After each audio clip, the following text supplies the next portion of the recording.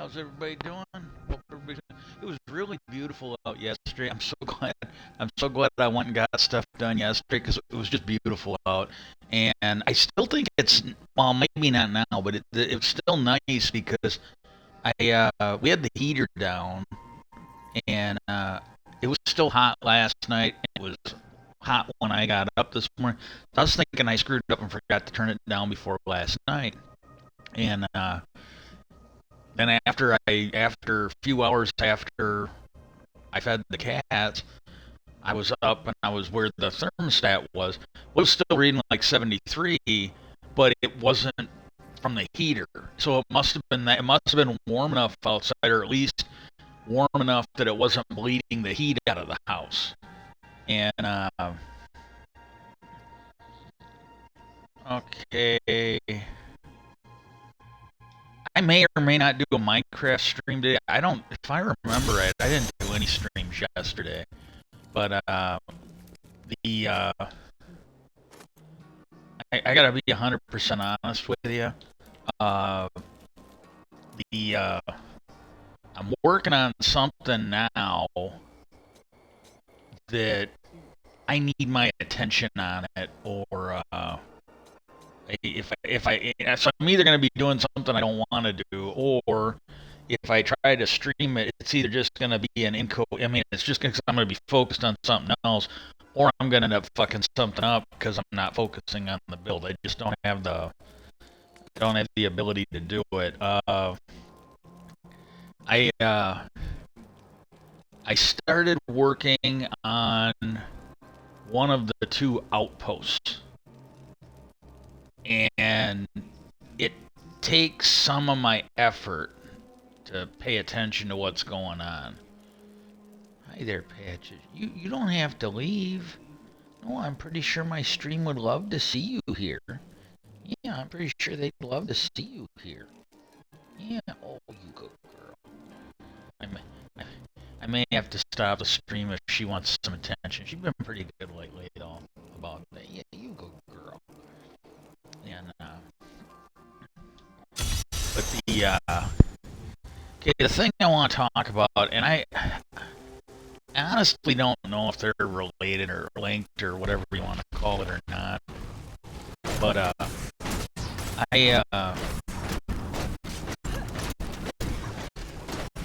and I actually like the guy.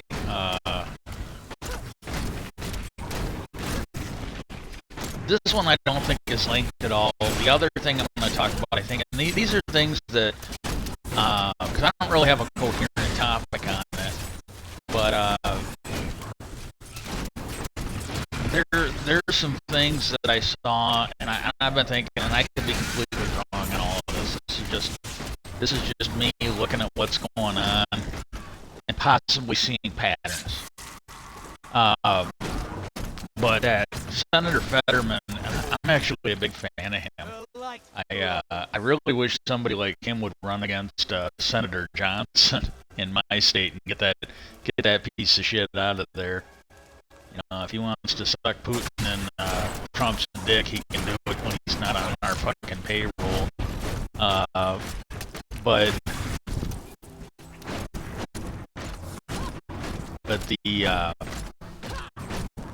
he posted something about how he's never met a corrupt or a greedy union person, and but he's met plenty of greedy CEOs. And one, that's a good punchline. I do think it's a good punchline, but I'm a little greedy. You know, I'd be happy to introduce myself to the center. I'm kind of greedy, you know. And I know a lot of them that were. I don't mean it's greedy in a bad way, you know. But you can go back to Hoffa. Not just greedy, but criminal. You know, and you gotta understand there's issues with unions. Unions are not perfect, and being blind and stupid of the truth is as dangerous on the left as it is on the right. It is. You take my case in point. there was shit going on in that union, and the union just kind of turned a blind eye to it. Some of the stuff, and I'm probably wrong. I'm not a lawyer. I'm not. Some of the stuff that I think those people that were representing us down there should probably go to jail for. I firmly do.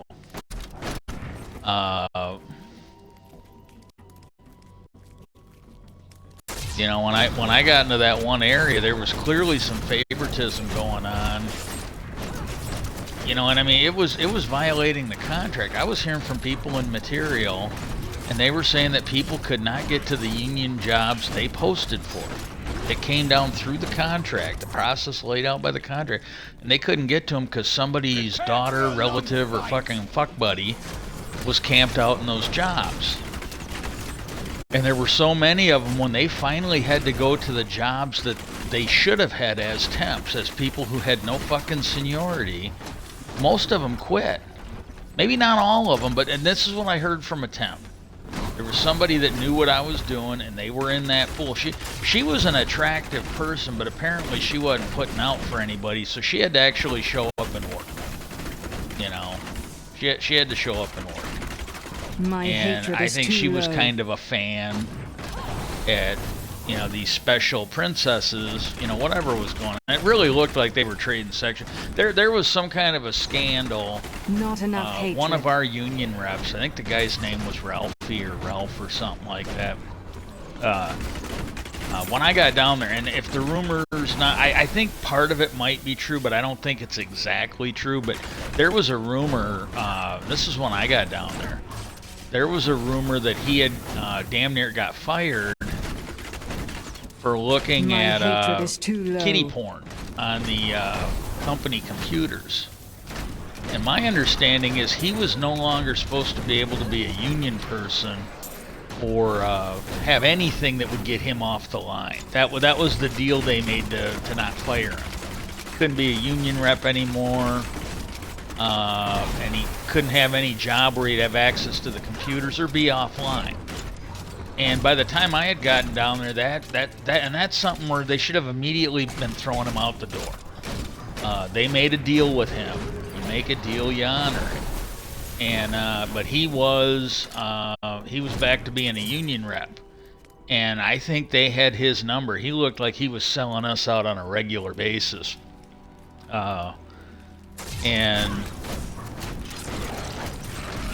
But he, you know, you can say what you want. I don't know what it's like now, but you take our shop chairman, not the one we were that had when we were there. The one we had, I think he had gone rogue too. And this is what I'm getting at. You know, I don't know what the deal was, but in our contract, it was pretty clearly spelled out how snow days were supposed to be handled. Like if something beyond our fault, beyond our responsibility kept us from coming to work, like a snow day, you know, we were supposed to get paid, you know, and that's a good thing. You know, that's really a good thing. So that you as a worker, you know, when you look at it, you know, we're not getting paid like the CEOs. You know, we're not getting these, you know, that's a big contention right now with the strike going on. We're not getting paid like these CEOs. So, you know, if you had a thing where when there's a snow day and you can't come to work, if your employer had to pay you, that'd be a good thing for workers. So, you know, hey, maybe you get groceries and your medicine that week because they're not paying you a living wage. You know, if you're a union, you're getting paid a barely existing living wage for doing above and beyond union work, usually. You know, everybody, these unions are fighting for basically what should be minimum wage. That's my opinion, and that's my opinion based by the facts. And it's because if unemployment had kept up with inflation from when it was created, it'd be about $25 an hour right now, give or take a couple bucks. And if you've got a good union job, they're basically fighting for what minimum wage used to be. That's what they're fighting to keep. The Republican Party cannot keep slavery legalized, So they're doing the best they can with this shitty fucking minimum wage shit that they're doing. And Sweet revenge. they really are. And, you know, your people at, you know, the people at UPS loading boxes, the people at Walmart. People at Walmart should be making 25 bucks an hour. And, you know, the Waltons who own Walmart, they might not be, you know, all 8 of them might not be on the top 10 richest people in fucking America, but they'd still be well off. They'd still make a pretty good living. And, Not enough hatred.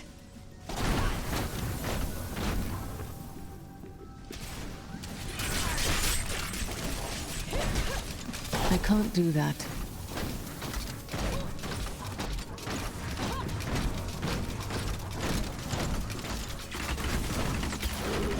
Well, unimaginable.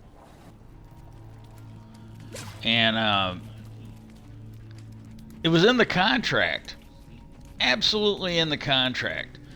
And there was some, I don't know if you want to call it water cooler. We didn't have water coolers. Well, maybe we did. I don't think they were in our area. We had water fountains, so I guess you could call it water fountain talk.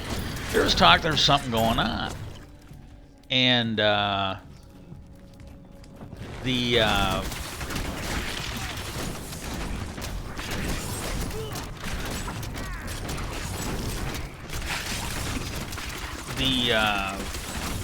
was asking my committee man, and this was the thing when they first started third shift up down there.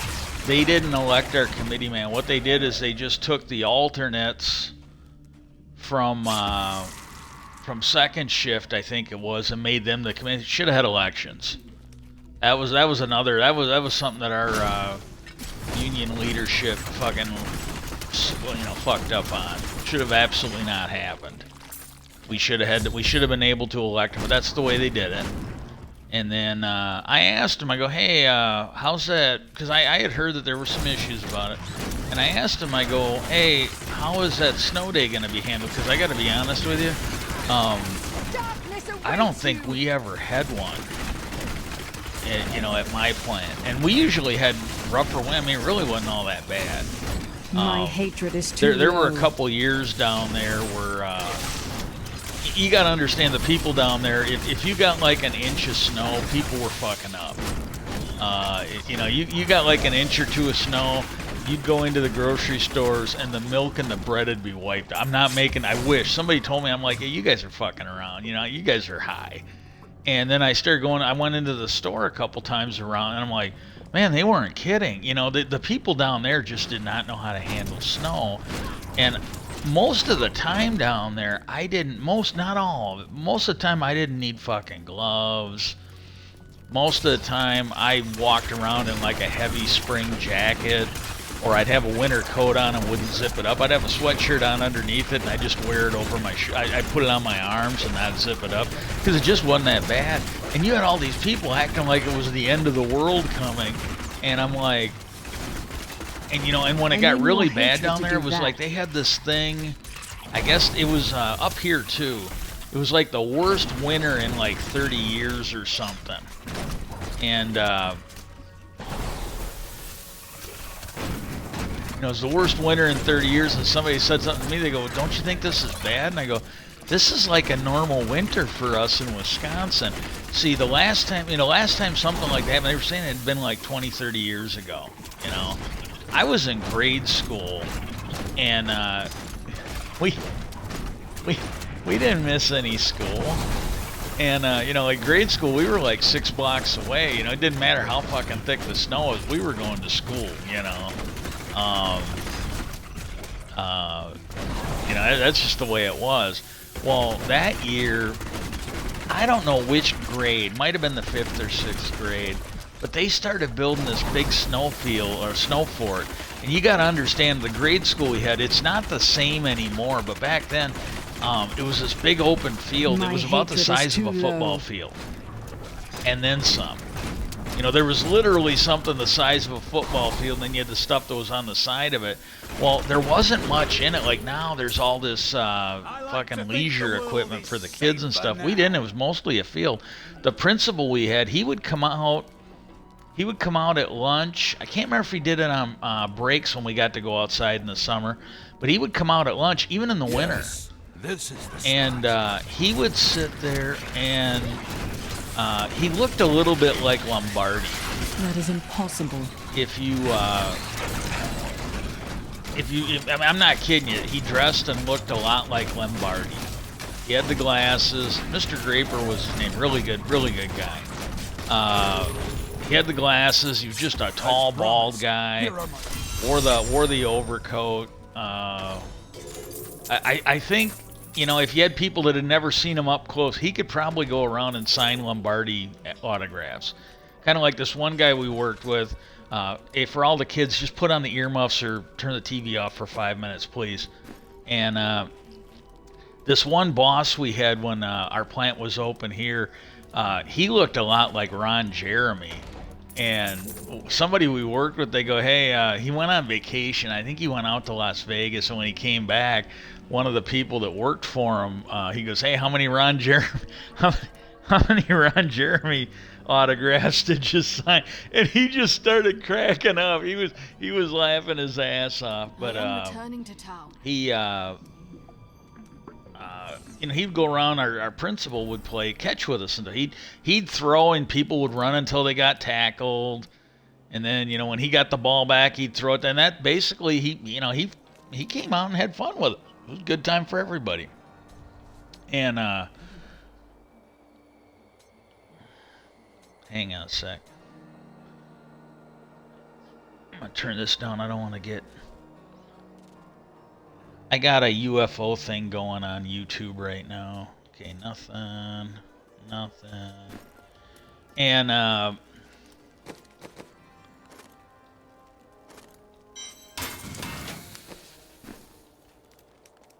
but he would come out and do that. And God,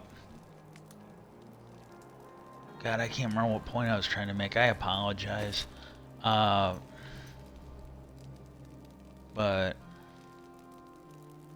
well, anyways, you know, that was, oh yeah,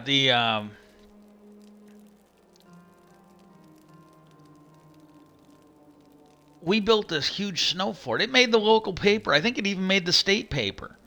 Teachers were bringing us the updates on the story, but we made this snow fort, like, you know, and I'm kidding you.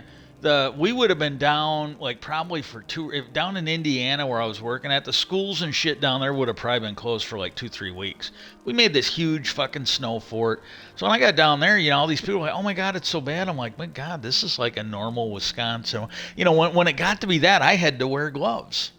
My coat occasionally got zipped up, you know, and then after I had after I lost my gallbladder, I was cold like all the time. I had a lot, and it was, I think a lot of it had to do with the shit that was going on down there.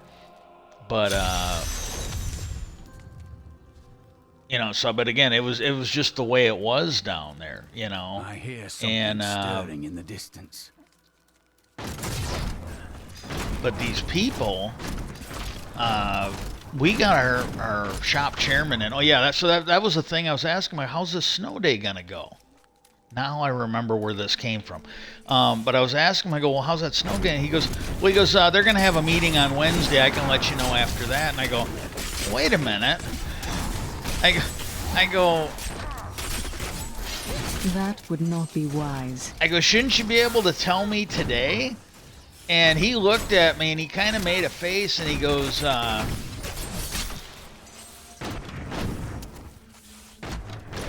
can't do that. he goes, I can tell you what the contract says today.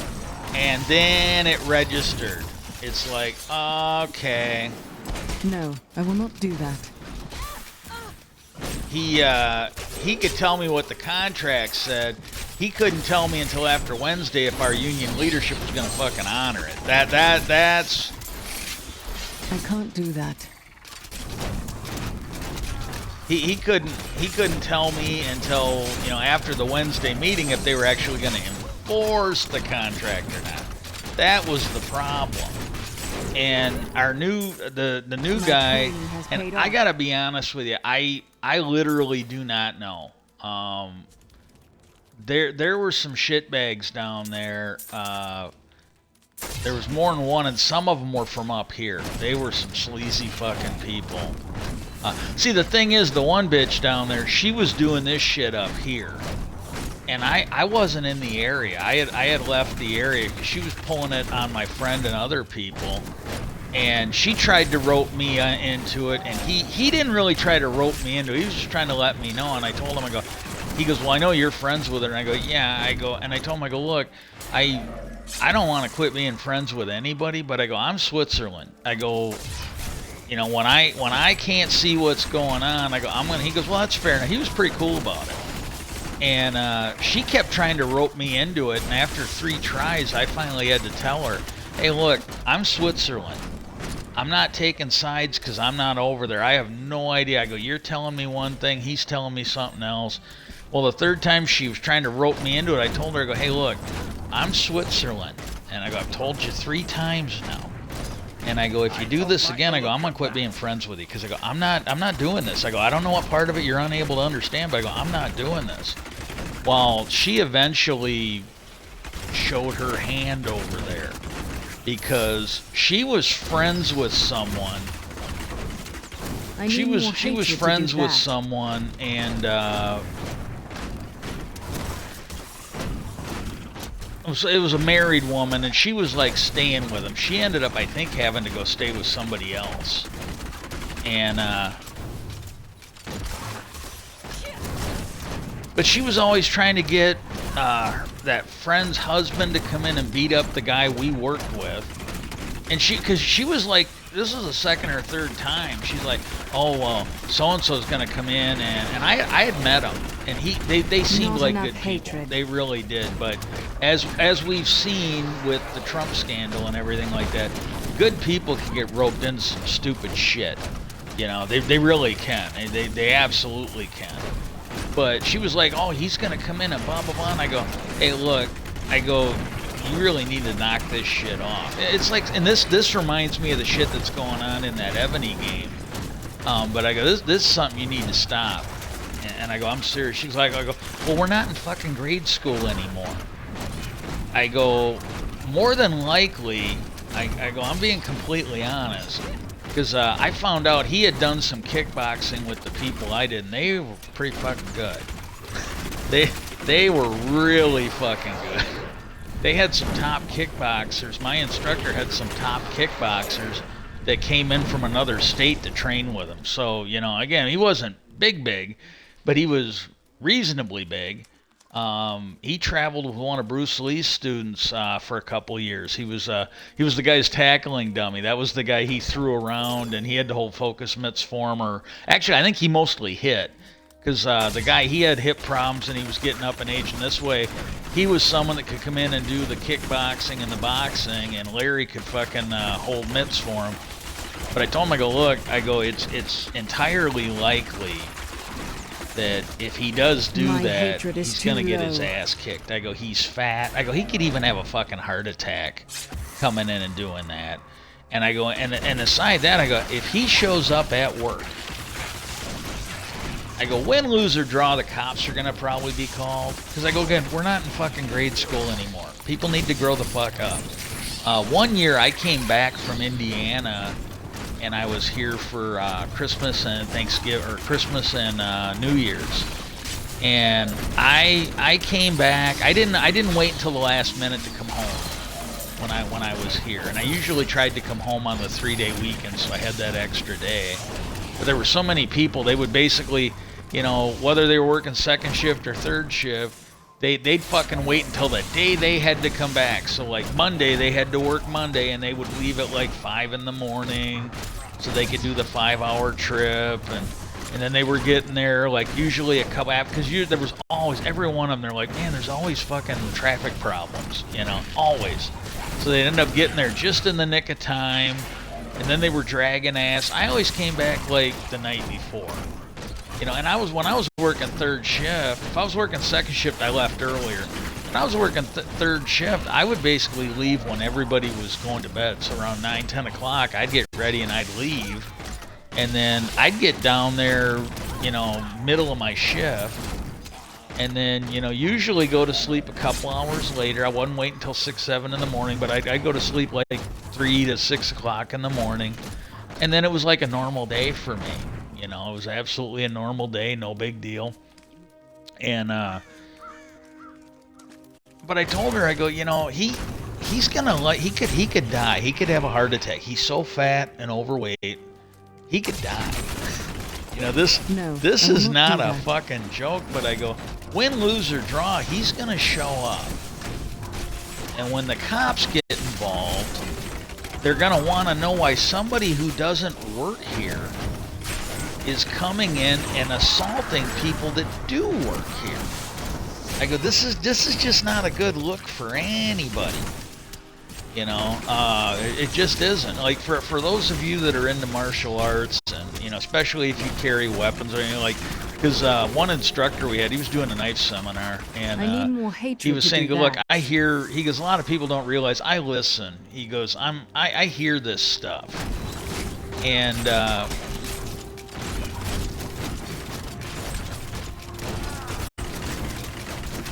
because I hear this stuff, and I hear the people talk about all the everyday carries, and you know, oh, I'm gonna buy an inexpensive knife, so if anything happens, I'll just throw it away. And he goes, look, I'm not trying to tell anybody what to do, but he goes, you might want to look into the laws in whatever state you live in about, you know, aggravated assault with a weapon, tampering with evidence, altering a crime scene. He goes, and just see what the penalties for it are, because you might not want to go down that road.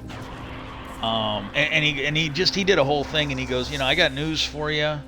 If because he goes, I've actually been part of court cases where he's brought in as a witness to speak about this, that, or the other thing. As a martial art instructor, a guy who had created a program for the police, I got a feeling he was going into as a witness for the cops, would be my guess. But he didn't say, and I don't want to put words in his mouth, but that would be my guess. And he said, you have no idea how many times I have seen it showing up to court and basically being there until he's called as a witness, sometimes seeing other cases. Because, you know, if he basically figured if he had to ruin his day, would be my guess, if he had to ruin his day to go there, he'd sometimes go early and just check it out. Well, they're usually all related cases. Like, you know, if you're going there for aggravated assault or something like that, you're not likely to see, like, accounting fraud, or, you know, you're gonna see spousal abuse, that kind of shit. And would be my guess. Again, I'm not an expert on this. And he said, you have no idea. He goes, so another advice I would have you, he goes, anything you're gonna carry for self-defense, he goes, make sure it has another legal Not enough use hatred. that you can honestly tell the court. Not something you're going to tell the court. Because I'm not telling you to perjure yourself. I'm not. Because just make sure that it's got another use that you would have it on you for. And, like, and he didn't go into this much detail, but I'm like, if you carry pepper spray, maybe it's something you use if a vicious dog comes after you. You know, something like that. If you have a knife, make sure it's something you can honestly tell them, oh, I just usually carry it on me, but I mostly have it on me for when I go fishing. Or if I have to open a box. Or, you know, if the car gets into an accident and I'm stuck and I need to cut a seatbelt off of somebody so we can escape the vehicle because it's in a lake or something. These are the things you want to have. And he was kind of explaining it to us, because he goes, you don't know how many times I've seen a court case where, with the right lawyer and the right circumstances, it goes from what was clearly a self-defense case. You know, clearly somebody was defending themselves. And if you get the right lawyer, they'll be like, oh, well, you disabled him with this, and he goes, well, yeah, I carry it for self-defense. Oh, so you purposely had it so you could hurt somebody with it. You know, they basically turn it around and make it, and this is what he said. This he actually said something along the lines of they turn what is clearly a self-defense case into making the victim look like a premeditated manslaughter person, you know, and he goes, so just be careful, just absolutely be careful, and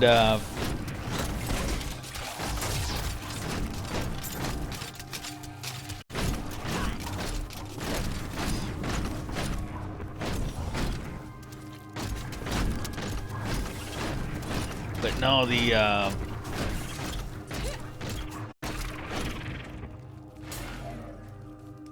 but yeah, so that way, but she was always doing them. What was funny is now this was her friend. Her and her husband were willing to go to war with her over somebody that they didn't really know. They didn't know what was going on. And I don't know what, I think they started figuring her out because she lived there. So they probably had more access to her bullshit than those of us at work did. And, well, anyways, when her friend basically, and again, probably figured her bullshit out, got sick of the shit, I'm pretty sure she had to move. And these were good people. These were really, really good people. Otherwise, I'd have been like, hey, yeah, he should definitely go kick that guy's ass. And then I'd watch. You know, I'd sit there and watch. It's like, oh, yeah. Ooh, my God, Tubby. Instead of picking that fight, you should have picked a fucking carrot stick and some other shit and lost some fucking... But again, I thought they were decent people, so I was always trying to meditate and mediate it down. Well, they figured her out. Well, then this girl that we worked with, suddenly her crossword puzzle book that she, you know, if the line went down, I don't think she worked on it 24/7. If the line went down or at lunch, she'd do crossword puzzles. Or I think it was crossword puzzles. She would do those while somebody wrote fucking whore or slut or something in her book. And they could never prove it, but they pretty sure it was her. And I don't know for sure, but she ended up leaving the area. And she had less time than me and my buddy, you know, the victim of her bullshit. We had more time than her by, I think, close to a year. I think she was one of the last ones that was hired. And then she ended up moving. I think they moved her. I don't know this for a fact, but I suspect they moved her out of the area because of the bullshit, would be my guess. And then what happened was she came over there. Well, she started dating the shop chairman's brother. And the people I worked with in that area, she had really big boobs. She really did. Like, when she lived with that one girl, their baby had just got done nursing, and every time he saw her, he was like, you know, because he wanted those boobs because he thought they were full of milk. No, they were just full of anger, bad choices, and fucking spite. And I don't know if it was after I left the area or after I had taken a day off or something, but a couple of the people I worked with said that I guess she went around vocally, you know, saying it out loud. This was not like some whispered gossip. They basically, everybody in the area could hear her, and she went around happily saying, I don't have to work anymore because I'm fucking the shop chairman's brother. You know, that you know, real fucking thing. And so they go, yeah, they told me, they go, yeah, she was kind of hitting on you. And they go, I think you dodged a bullet. I go, yeah. I don't really have anything against her. I go, she's attractive. She's got a, you know, not so much when we were down in Indiana, but I need more hatred to do back that. then she was pretty attractive. But, you know, talk about a fucking piece of shit, you know. And I don't know where I gotta go here. I need to go back. I'm gonna go see. I might have actually gotten everything I need to do. I'll come back if I. But yeah, that was the shit going on. Well, when the shit started happening down there, my old buddy, he came over because he was hearing through the grapevine about it, and he made a comment because see she had fucked around with some of the people down there, and he came up and I told him, I go, look, I don't expect you to take sides, but I was gonna fill him, and I go, I don't expect you to take sides. I go, I'm not asking for help. I'm just letting you know. He goes, oh, he goes, you finally noticed it, and because she had fucked around with some people that they were more his friends than mine, but she was fucking around with them down there, and I go, oh yeah, I go, I'm fucking seeing it, like. She had something again. I don't know what the fucking deal was. One minute she was bringing in food for him. I think he fucked her and didn't call her. But there was this black LA that we worked with who I wouldn't want to hang out with him. I wouldn't want him dating anybody I cared about. But he was a nice enough guy to talk to, you know. He really was. And for whatever reason, like I said, one minute she was bringing in food for him. And because I heard him talking, and he goes, I'll take it. And then he goes, when do you want it? I can get the dish back to you in a couple days, because he was gonna eat the food, wash up the dish. He goes, I'll even wash it and stuff. And she goes, well, yeah, you better. And then the next thing you know, she's trying to get him fired. And she was stirring up shit, and I didn't care what she did. I just didn't want to be around her. Because I didn't think he had done anything wrong. And, but she was making up shit. And because what had happened was somebody had made a comment down in our area, and it wasn't me and it wasn't him. And one, I don't think it was all that bad, but somebody had made a comment, and it was in the same vein, so maybe it is, I don't know, but it was in the same vein of that girl on my team. Next thing I know, I'm in the labor department. They're asking me about me telling somebody they need to put a little hair around something to get the. Well, it was because she was shooting a screw in at a 45 on purpose to fuck the job up, and I'm not the one who said it. It was somebody else on my team. And when they never asked me who said it, that dumb bitch in fucking labor, that religious nut that was up there, the one that had to protect the good Christians from me.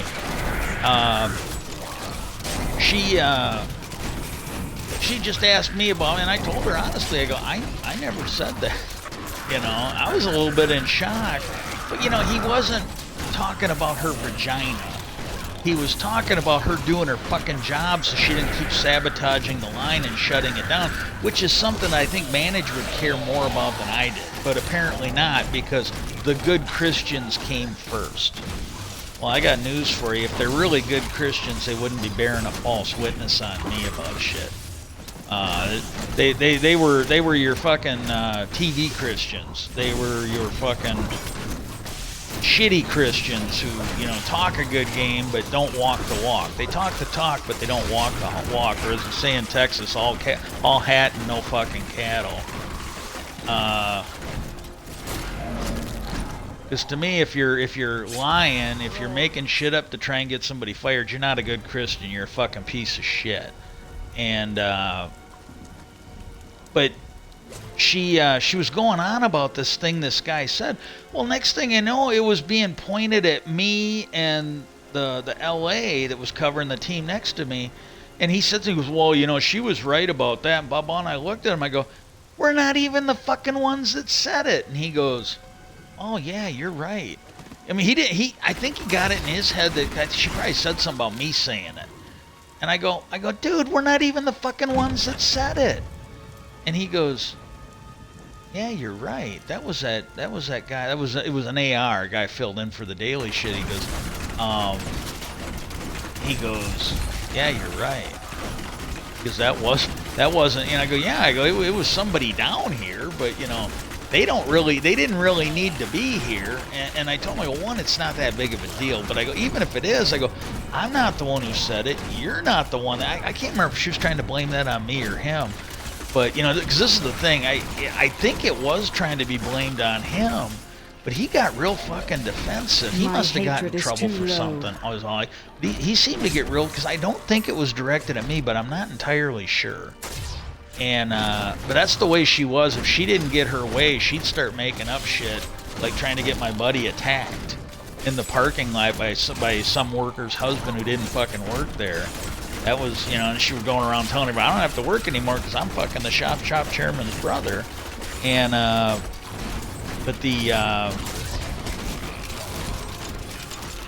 but she was just a piece of shit. And they made that stuff up about me. Well, there was something That is real impossible. similar about the shop chairman, because he had been up there at the international, or I don't think he was regional. I think he had been up at the international level. And the rumor, and I have no idea if it is true, but the rumor is that he grabbed somebody's ass that he shouldn't have. And that's why he got sent back down to us. And I don't know if he really did, or if they just made that up, like what happened. I really don't know. But I can tell you this, to get into that story. That guy was supposedly looking at kiddie porn on the company computers. That was the rumor.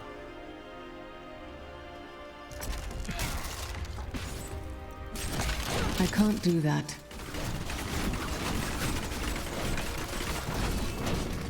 And that was the rumor. I honestly think he was just looking at nude pictures of some of those temps, the ones that were getting the special treatment.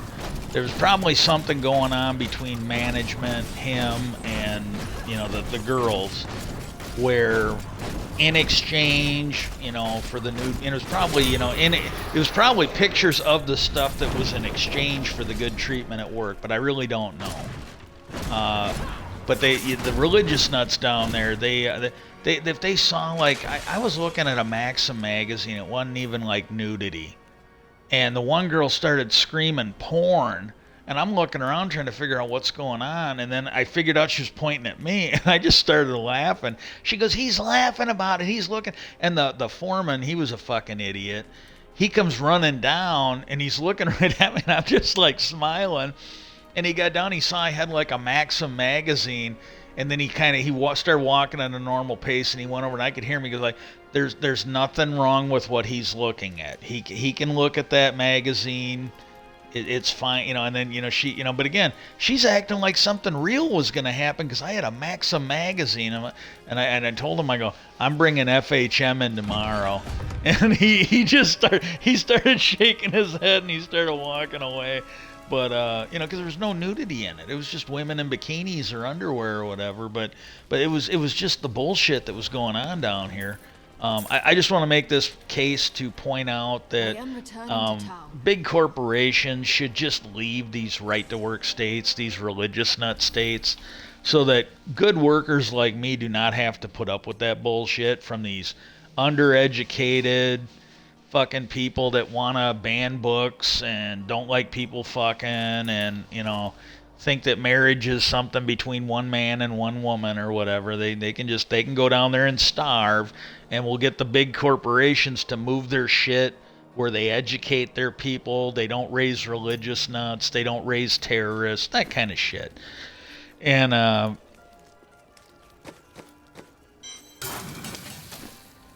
but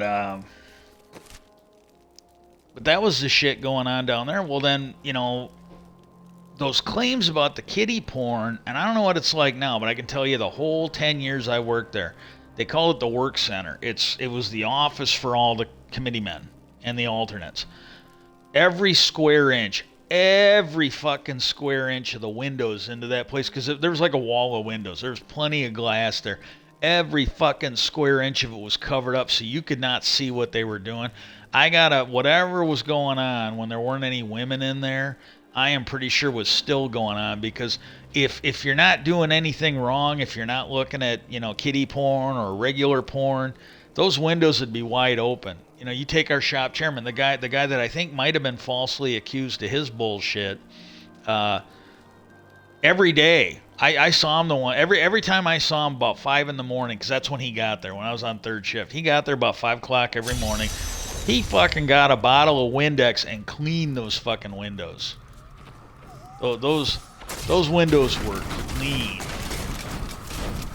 And those windows were fucking just, you know, birds would fly into it if it was outside. They were that fucking clean because he washed them every fucking day. Well, that's the behavior of somebody that didn't do anything they gotta hide. Unlike the fucking work center. You know, that's a guy that's not looking at anything he's not supposed to in the office. You know, say what you want. And the people down there in our private little Facebook chat, there were people down there that didn't realize that was wrong. You know, like if he was really grabbing somebody's ass at a get together because he got drunk or whatever, if that really happened, that's wrong. That can get you a fucking lawsuit. In fact, we just had one. I think this was last contract. Right around the last contract, there was somebody that had worked at the National Union. This is right around when all those union leaders were going to jail. They, I got to tell you, this one here, I think it's really good to see a union strike this aggressive. Seriously, this is the most. This is actually more aggressive than the one last time. But this is the most aggressive union representation I've seen from really anybody. You know, except for back when Hoffa ran the Teamsters. That shit might not have been legal. This appears to be completely legal, but it's really nice to see this being led by a union leadership that isn't under indictment for fraud and embezzlement or whatever the hell else they were nailed for. And you know, and this wasn't like, you know, this wasn't like some show thing. It was like the Trump thing. They had these guys dead to rights. These guys represented the shit out of the workers for a change. Because the longer that negotiation went on, the longer they had before they were going to go to jail. So they were just fucking gung-ho on that shit.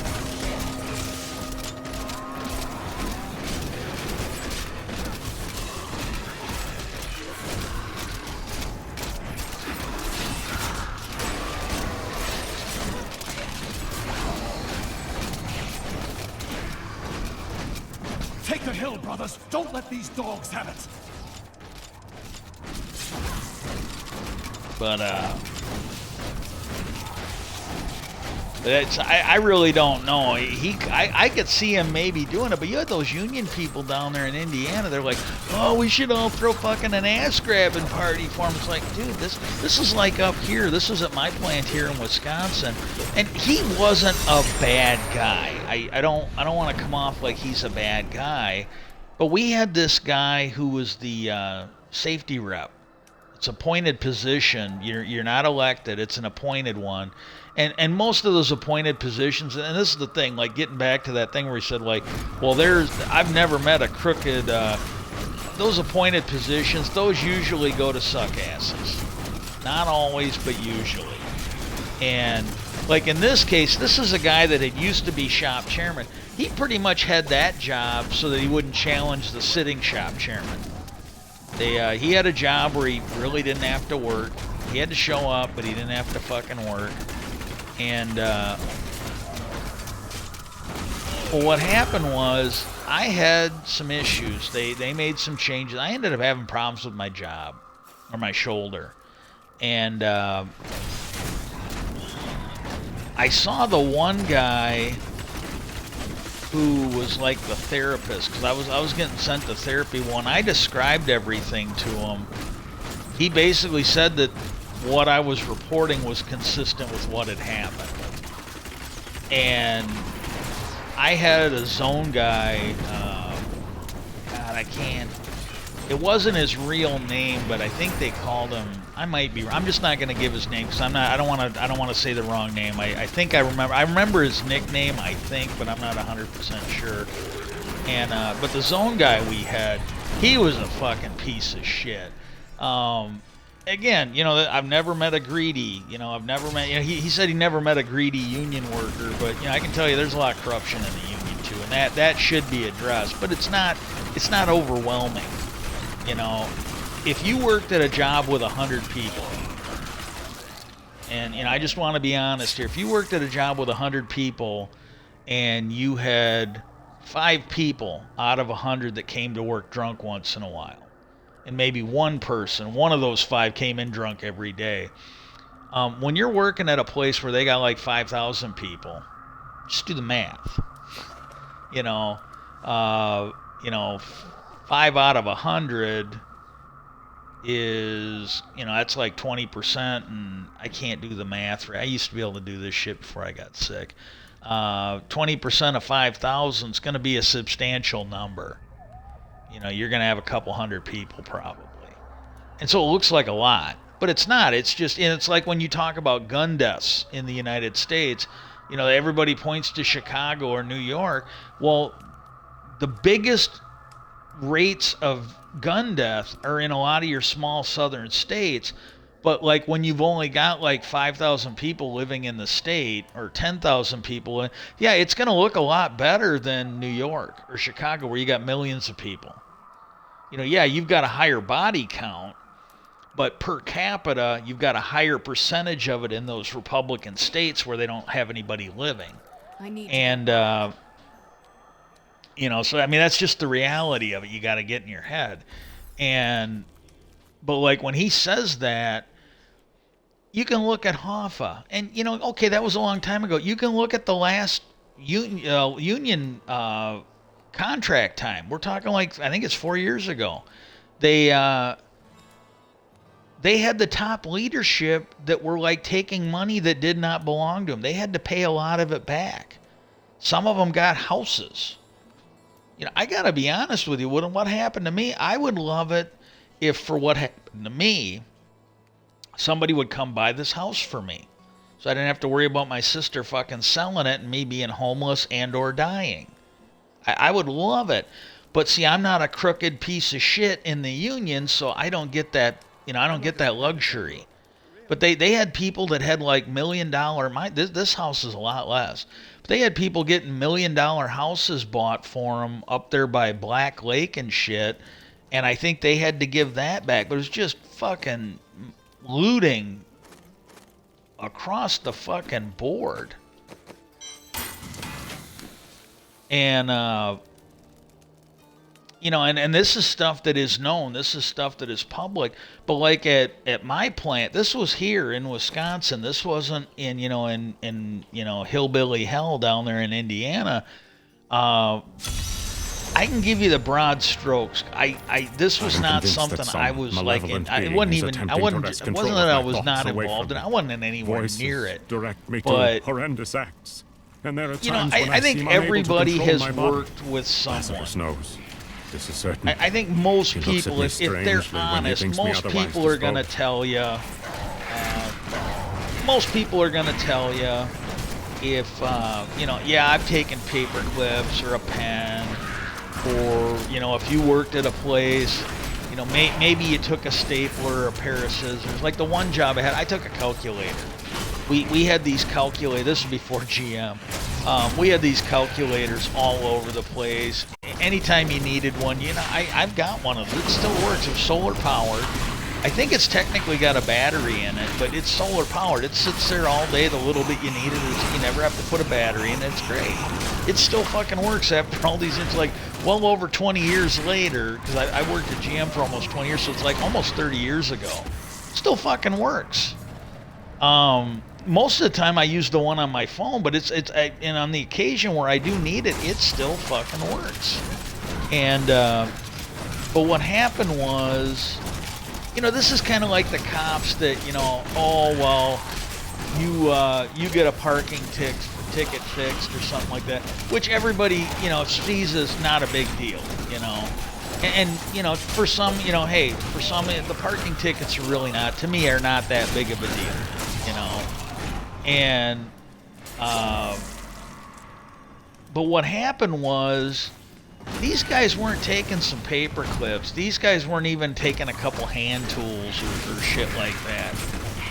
These guys were taking like shocks and axles, and they were taking like the big industrial stuff. And I think they were taking it from the 3/4 ton vehicles we sold. And and they weren't like, oh, I have a buddy that needs this, so I'll just take one. They were taking skids of this shit. They had fucking warehouses with this. From what I remember, I only know what was publicly available, and it might not have been public in the newspaper. It might have been public for us at work. But these guys were taking shit like warehouses full of it. They had multiple buildings with stuff. They were selling this shit left and right. It was embarrassing. And a whole bunch of people got fired over that. And they had been doing it for years. You know, that's greed. That's corruption. And that's union. That's not management. That's union. And, you know, but on the side of that, you know, that I would say is wrong. But they had this guy that got, he basically didn't make it as management. Now, I don't think anybody drugged or poisoned him, but he didn't make it as management. He got, I don't even know if he's still in office, but he got some low-level city job, you know, like, basically, it's one of those ones that some people make the step from it. Next thing you know, they're in the state legislature. You know, he was like a city official, and next thing you know, they're like a state legislature, and then some of them make the jump to like the national legislature in D.C., or they become an ambassador. Well, every fucking year, this guy would do a thing. He would do a thing where he would talk about how we were all drunks. You know, again, lying is as bad as the willful blindness. It causes harm. You got to be honest. And like I said, most of us that have had a real job, you always knew a couple people that would occasionally come in drunk, like maybe their birthday, maybe on the holidays, you know, that kind of thing. Hell, I've had jobs where the boss takes us out to get drunk on the holidays. You know, the last day of work, like the one job I had briefly, last day of work before, it was either Christmas or Thanksgiving, he took us all out. You know, like when lunchtime came, he took us all out to get a couple beers and a burger, and then we were done for the day. We got paid for the whole day, but we got to go home. And that was a different world back then. Now they can't do it because if somebody has a couple beers, he bought them, and then they wreck their car while they're driving home on the clock. It's major fucking lawsuit time, and you know, so you can't do that anymore. The one job I had, they did a Christmas thing every year. And he owned, well, his dad owned them, but he kind of ran them. Like when the dad retired, I don't know technically, I think the family still owned it. There was like a trust. And I got a feeling that no family member in the trust was trying to rip the other ones off in that. I might be wrong, but I don't think so. And, but we had this Christmas party and I worked there for like 5 or 6 years.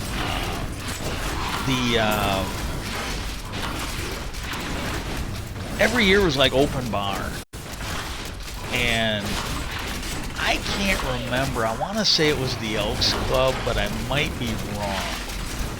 And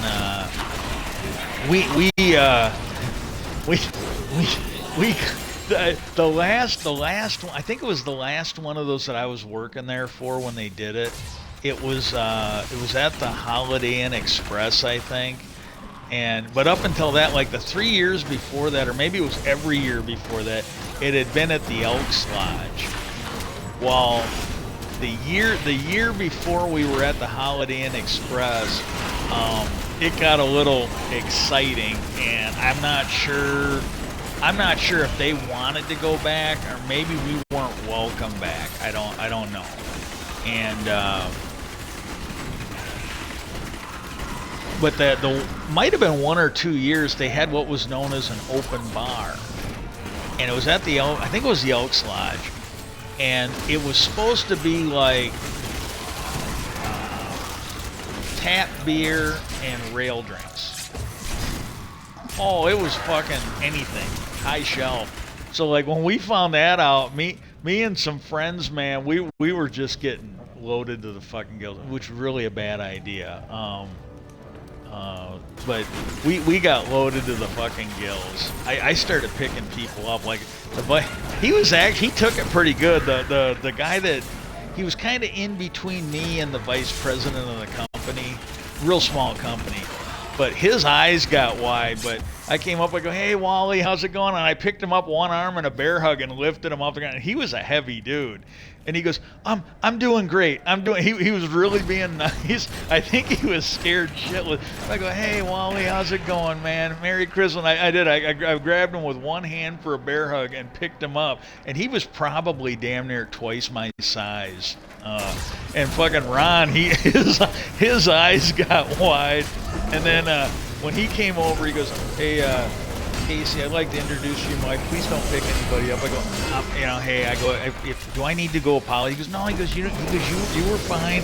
He goes, I think you startled him a little bit, but he goes, please don't pick anybody up. And I go, all right. And I think he was worried I was getting pissed, but he, when he got talking to me, he realized, oh, he's in a really good mood, But that was funny as shit.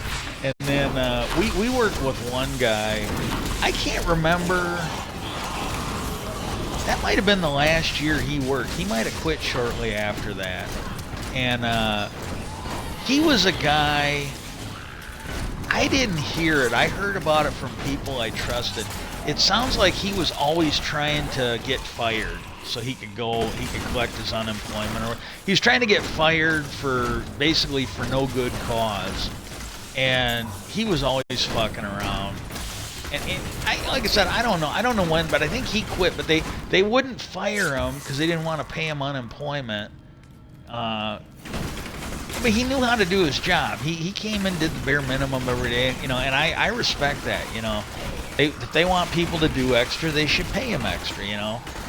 He's one of them ones that had been there for a while. One of the guys we worked with, he goes, I remember when I started in this job, 8-10 years ago. He goes, you came in, every 15-20 minutes, you picked up your box, you put it on the skid, material hauled it away when the skid was full.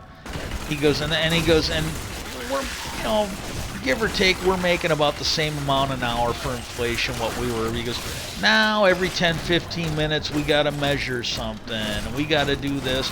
And he goes, if they want all this, they should be paying. I think that's where this guy. Now this isn't the guy that was doing it, but when the one guy made this comment, I think it kind of explained what was going on with the other guy. He'd been there a long time, and there was no extra pay. It was just the normal pay that they were all getting, but yet there was all this extra bullshit that they had to do. And I think he just wanted to basically. We had a boss down there. He when we were down at GM, he had basically gotten downsized at the one job, and he fully wanted to go on that 99 week of unemployment. That's what he wanted to do. And he was so pissed off because, again, working in the environmental hellhole that was Indiana, they couldn't let him sit there and collect that money. They found him a job at General Motors. And he was a guy that was pretty much overqualified for the job. I don't know why he couldn't retire, but I'm guessing he must not have been able to retire or some shit like that. And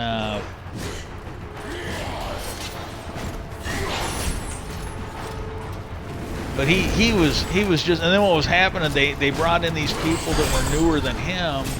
Well, they, and again, I think you can imagine, and the one guy was excellent. The one guy was former military, and he was great. The other one, she was another one of those bare minimum fuckers. And they came in, and there were certain circumstances, you can guess if you want. These people were hired coming in, they didn't know if these guys were any good or not. And he was a guy who had, again, he was more of a head case than I was on some levels. But he had proved himself. There was a lot of stuff he caught shift leaders did, but he was still a temporary, a contract foreman. And these people had just come in, walked in the door, no indication if they were any use or not, and they were just instantly hired. Again, I don't want to get into it, but I think most of you can figure it out. And but he was so pissed off that he couldn't sit there and suck up that time off. Well, anyways, I don't want to beat too much of a dead horse. We're already beating the dead horse enough. But this whole thing where that Fetterman, and again, I like the guy, But the whole thing where he was saying, it's like, you know, hey, we on the left, we can't turn a blind eye to shit like they do in the Republican Party. 'Cause look what's happened. You know, they got a guy in there who I think is credibly accused of being a child molester, human trafficker of those children. And for some reason, That would not he's be not been wise. charged. He's getting away with that. His home party hasn't removed him because they're all turning a blind eye to it. And we gotta stop doing this. We literally gotta stop doing this on the left. Well, we shouldn't start. No, I will not do that.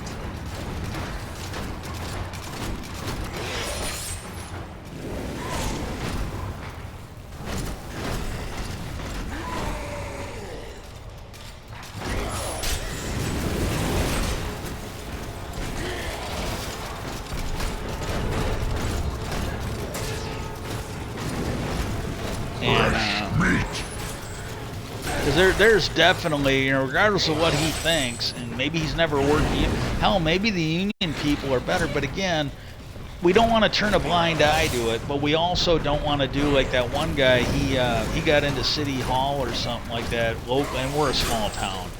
But he was always like, oh, they're all drunk. So I'm like, no, we got a few people that drink here. We got a few people that are drunk every day. We got a few people that just, you know, hey, holidays, birthdays, you know, special occasions, they might have a drink or two, but they can still do their job. And, but this guy, and then, you know, I don't know if this was with him or not, but the local paper every year, they made it sound like our checks were reflecting like $80 an hour. And it's like, no. But people did. They thought we were making $80 an hour because the local paper did something every year on it. And it's like, that's just not true. And both of them are dangerous. The turning a blind eye to the facts. Turning a blind eye to the facts is just as dangerous as making shit up. It really is. It is harmful to the good workers that come in every day and do a great job. I worked with a lot of them. I worked with a lot of them. And it's just like the cops, you know. Those guys, you know, you got people you work with that take some paper clips or maybe a stapler or a calculator. And it's like the cops that are fixing parking tickets occasionally. Well, the next thing you know, the cops are helping their friends get away with real crimes. Or the cops are coming in drunk. And this happened down in Indiana. Cop was drunk. He was driving around drunk off duty in his squad car, and he fucking ran over and killed somebody. And the cop system was so used to fixing parking tickets and then speeding tickets, they were literally arguing. His union reps were arguing instead of saying, well, nothing we can do for you. You're going to have to go through the trial. If you're innocent, you're innocent. But if not, you're fucked. But they were out there, oh my God, he's a good family man. He goes to church. Well, he can go to jail. You know, there was like, I got a DWI down there. I didn't run anybody over. And the police department was not out there, well, you know, hey, he's a good guy. He's never done this before. Let's just let him off with a warning. Oh, no, I had to do like a couple weekends in jail. I basically had to do the same thing as a repeat offender because they fucked with people if they were from out of state. But it's like, you know, that was the system. But when it was a cop who had murdered somebody, oh, my God, what a nice person he is. Can't we just forgive him? I'm returning No. to town. Put his fight, and it's the same way with the Republicans in D.C. right now. Oh my God! Well, Trump ain't a nice person. I don't think any rational person thinks he's going to church on any regular basis. He fucks around on every wife he's had. He things he said in the past makes you think that he either wanted to bang his daughter or he did bang his daughter. You know, the family that plays together stays together, and I don't know, but. I don't really have any, but again, you know, when I saw that today, I kind of like, wait a minute, you know, I'm sorry, we gotta sit there and you know, basically make sure we're being honest here. You know, if you're running for office, especially if you're a Democrat, you should be honest. Yeah, you should literally. Ooh, I think I'm gonna have destructible item. I only get 160. This is like. 3 times, yeah. We now have destructible items, And that was the thing that just kind of got me. It's like, my God, with what's going on, no, with what's going on the right, we can't start doing this on the left. We just can't. Because when our local paper started doing that every year, I think it was just about every year they'd have this thing where, rare hand crossbow. Yeah, more damage, more damage, more damage. And,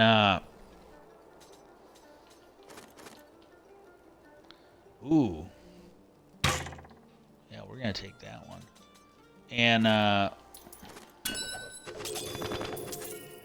because when they used to do that, and they'd be, oh yeah, them GM workers are making $80 an hour, and it's like, that's not what's on our check. They were including everything we got.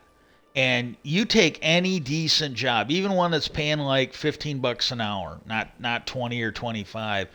If you've got good health insurance, if you get paid vacation, if you get any kind of a discount, like if you work for a siding company and you get a discount on your house siding, if you work for a roofing company that sells shingles or something, and you get a discount on your roof shingles when you buy them and get your house. If you work for a company and you get discount on automotive parts because they make automotive parts, you're going to find that they're going to be in that neighborhood. You know, maybe they're not going to be 78, $80 an hour, but they're going to be 50, 60, 65, maybe even $70 an hour when you add all that in. And because the insurance we had by the time I got there was not as good as it was when my dad worked there when I was a kid, but it's still pretty good fucking insurance compared to any other job I'd ever had growing up. But you know, that's in there, and you know, and that harmed us because you know it's kind of like when Trump went out and is saying, oh well, these poll workers were rigging the election. They were, oh my God, she's handing her mother a thumb drive, and that's how they're redoing. And it was all lies. People have been threatened from this. And that was the thing with us. There were people that irrationally didn't like us because of the lie of what we were getting paid. This shit is just wrong. And, you know, hopefully we can stop it. You know, stop doing it. And this, I called it out because it seemed to me, you know, hey, this is wrong. The other thing that happened on Threads today, somebody made a comment about the guy that's the new speaker. And this is all going to tie in, and just give me a minute. I know this is going to seem like, but to me, facts are not political. They just are. But somebody was talking about the fact that the new guy that they have nominated for Speaker of the House is, you know, his past.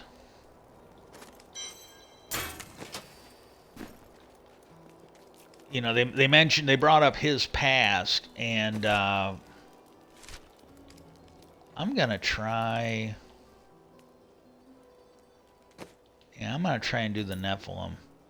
Yeah, I think they fixed it. It must have been a glitch. I could on the old season, I could hardly ever get keystones. And I started getting a few here and there after I got onto the Torment level. Well, this one here, I'm not even up to Torment. I'm still on Easy and or the next one. I got like 38 keystones available. I would say that they've overdone it, but you can definitely get your keystones now. But enemies of the Nephilim surround you. Somebody had made a comment about his history. He apparently was a ringleader, or at least a hub, for January 6th and the trying to steal the election from Biden. And they pointed that out, you know, I believe he was on the Trump campaign in some way, shape, or form. And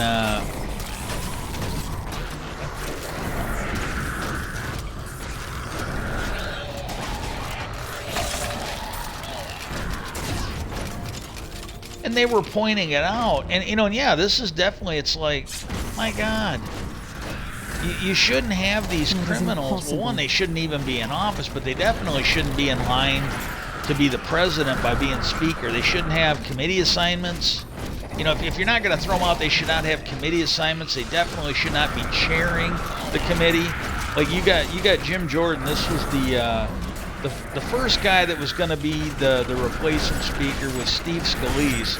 This is a guy, in his own words, has said he's David Duke without the baggage. David Duke is a white supremacist. I believe he's a Klan leader.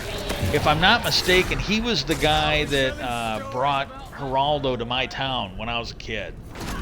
Might not have been a kid, but I was still in, might have been junior high or high school. But he was the I believe, I might be wrong, but I believe he was the KKK leader that prompted Feel my Geraldo Rivera to come to fucking Janesville, Wisconsin, and piece of shit. He did not. There's some places nearby us. He could have definitely gone there, and he might have been a little more warmly received. I think he was a little surprised, but he did not get the warm welcome he thought he was gonna get in our town. He just didn't.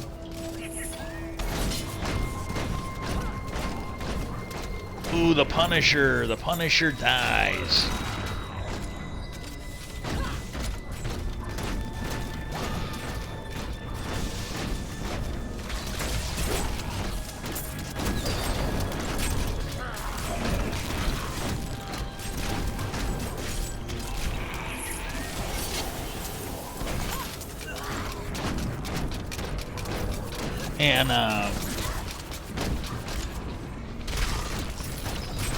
And this is what I'm talking about. Ignoring shit does not work. It generally is a bad thing eventually.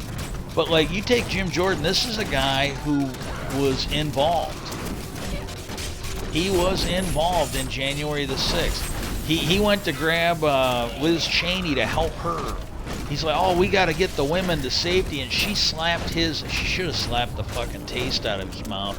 But she slapped his hand off of her. And she told him, she goes, you fucking did this. So she didn't want any help from him. Mitt Romney's another one who's come out and said, yeah, that guy probably knew more about January 6th, the terrorist attack on our Capitol, than anybody. And this is a guy should have never, I mean, again, I'm going to get to this in a minute. This is a guy that should not be in office.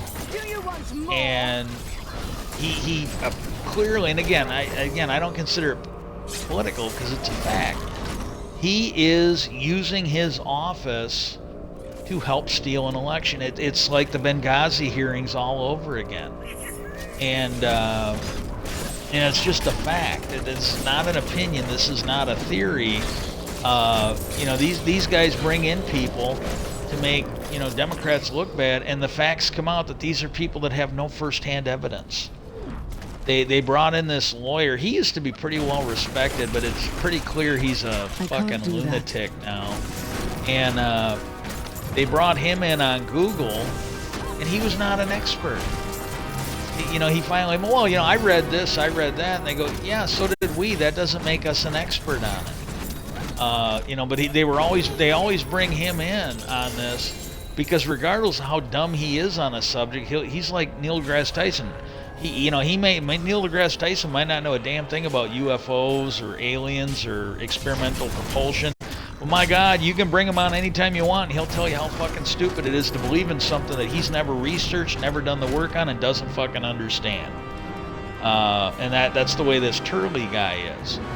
They bring him in, and even over the indictment or the impeachment of Biden or whatever it was, he even, that was a bridge too far for him. This is a guy that fucking sold his soul for the Republican Party a long time ago, and at least ever since Trump was in there.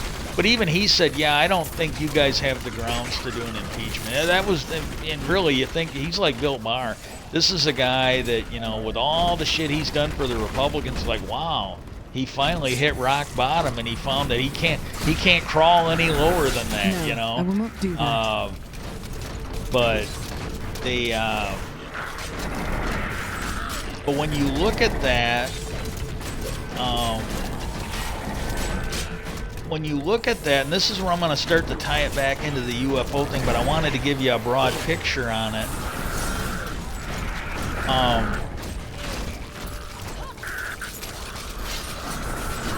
Sweet revenge.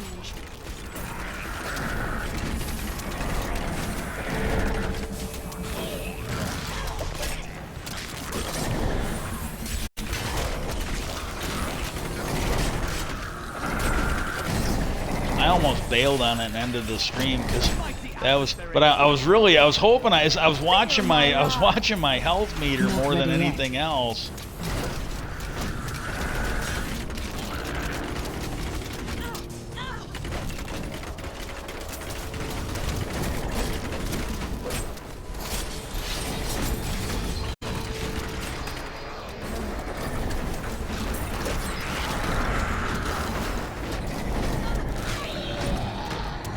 This got hairy fucking quick. It's starting to get a little more manageable now. That would not be wise.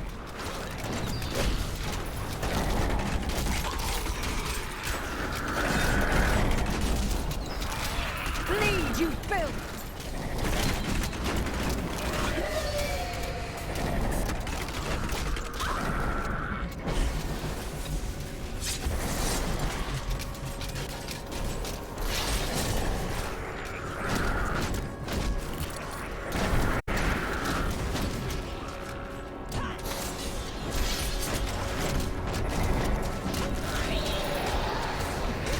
I can't do that.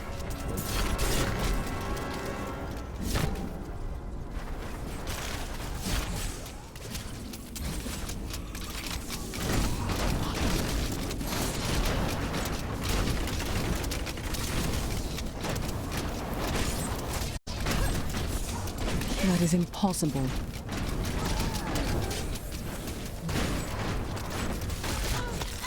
Jesus Christ.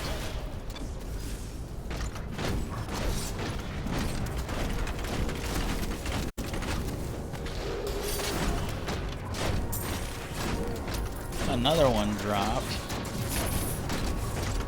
Oh, must have been one of these little fat pigs. Yeah.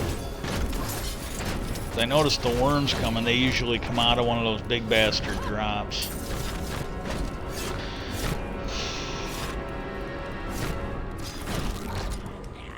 But, yeah, I made the comment in that because they were talking about this guy, you know, he was, you know, unlike Jim Jordan, he was more involved than Jim Jordan was because he was either calling or texting so many people before and during the attack. You know, you know, unless you believe in coincidences, he had to be involved. And like I said, I think he worked for the campaign or something like that. Well, then he got into office. You know, he ran for election. Well, this is why, you know, the Republicans shouldn't have ignored this. Yeah, this guy can't be in. You know, and when he came in because of his involvement, the Republicans should have led the charge on this. They should have basically said, yeah, he was involved in trying to overthrow our government. 14th Amendment bans him from holding any office. We will kick him out. Marjorie Taylor Greene, I think, is in that boat. There's a few others. There's people that gave recon tours. Marge or Boebert was tweeting, this is our 1776 when it was happening. One of them was live tweeting on Twitter where the leaders in Congress were to the people that were outside saying hang Mike Pence and building a fucking gallows. These are people that should not be in office. And I made the comment, I go, well, yeah, I go, this guy has been nominated to be the speaker. And I go, I blame this largely on Attorney General Merrick Garland. I think we dodged a bullet when he actually did not get accepted for the Supreme Court because it's his Justice Department. They've been taking cues from him. You had prosecutors, they reported this on MSNBC. They had prosecutors that after January 6th, they wanted to investigate Trump. They wanted to investigate the leadership in Congress. I mean, almost immediately. Now, I'm not saying they wanted to indict anybody. They didn't want to arrest it. They just wanted to investigate the facts. Because unless you're a fucking moron, there were some white Republicans, white supremacist Republicans, a member of a terrorist cult, had actually tried to overthrow the government. And it really looked like there was enough evidence to open an investigation into members of Congress. There was interviews of like Jim Jordan, guy's passed 0 bills, but in like 4 years or something like that, he's been on TV like 537 times.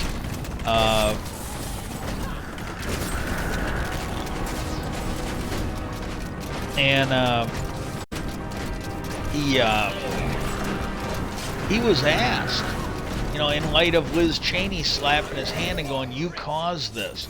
They were asking him if he talked to Trump on January the 6th. And he started stuttering.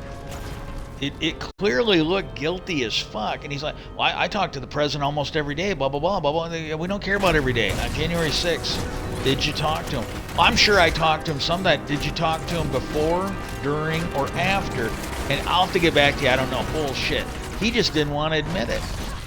This is why he didn't want to come in and answer a subpoena he'd been given by Congress. And, you know, regardless of everything else, his party turned a blind eye. His party should have said, "Hey, you did not come in when you were subpoenaed. You can't hold a committee." It should have just kicked him out. Said, "You can no longer be ever a member of Congress. You didn't come in for a subpoena." We're not talking the Justice Department. We're talking about us, this House. How are we supposed to ever have a subpoena taken seriously when our own members are fucking lawless pieces of shit that won't come in? And that's not what happened. They put him on the Oversight Committee. They let him turn it into Benghazi 2.0 to smear Biden. It's just been a total shit show. Everything he's done on there has just been a total shit show.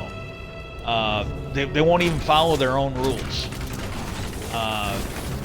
There's a thing on there when you have these witnesses, after they come in and give their statement, they are supposed to be, you know, cross-examined, you might say, by the Senate or by the House. And he'd have these people come in, they'd spew their fucking lies about Biden, about the administration, about everything else, and then they'd be excused. Nobody was given any time to question them. Well, I'm sorry, if they can't face questioning, maybe you shouldn't bring them into Congress.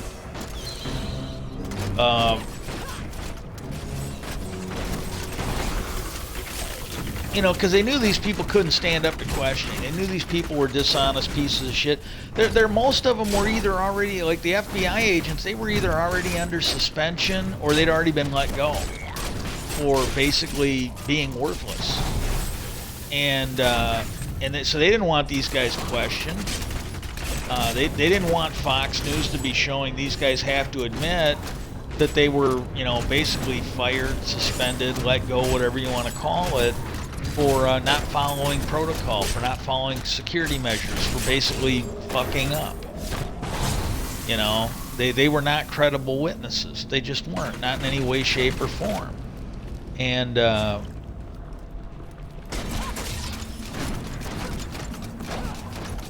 I made the comment when they were talking about that new guy. I go, you know, I blame Garland for this. Because Garland should have, you know, when those prosecutors came and said, "Hey, we want to investigate the leadership." You know, it was Abu Ghraib all over again. That was Republicans. This was Democrats. But it was Abu Ghraib again, all over again. They were all hip to get the fucking low-hanging fruit. They were all hip to get the ones that probably wouldn't have even been in the military if George Bush hadn't lowered the IQ requirements for being in the Army. You know, there were a lot of those people that probably should not have been serving. And like Chris Matthews said, you know, those people didn't bring dog collars to work. Somebody gave them that shit. You know. But yeah, they scapegoated one general who probably was not even involved.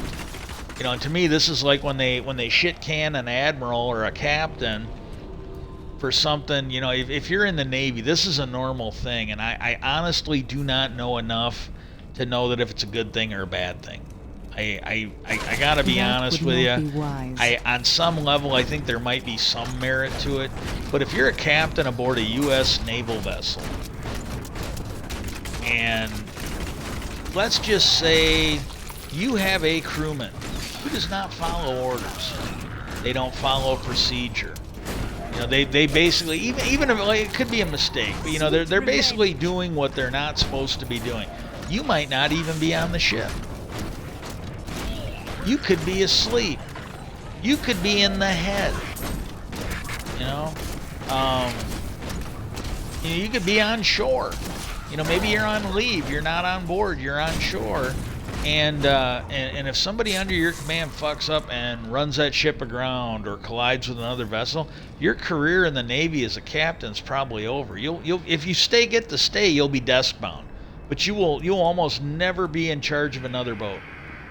And the submarine thing hasn't, and that one there, I think there's even more reason. But again, I'm a little bit on the fence. Like, well, you know, hey, if you've got somebody that's not doing what they're told, who is, you know, basically not under your immediate supervision. You know, it's like, my God, I on some level, I think it's a little unfair, but I think, you know, when you're dealing with nuclear weapons or the massive arsenal that these guys are in charge of, maybe just maybe that's not, I think it's horrible, but maybe it's not all that unreasonable. You know, maybe. I don't know. And,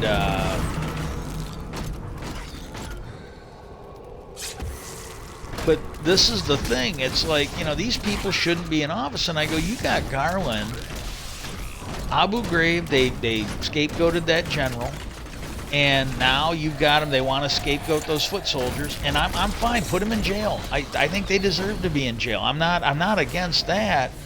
But every indication was Garland was not going to do anything to the leadership. It was going to be Abu Ghraib all over again. They had pictures. After these guys got busted, after the trials were moving forward, it might not have happened yet, but after they were moving forward, pictures came out. There were non-commissioned officers, there were officers, there were people not in uniform. The Rift Guardian has arrived. Oh God, that scared the shit out of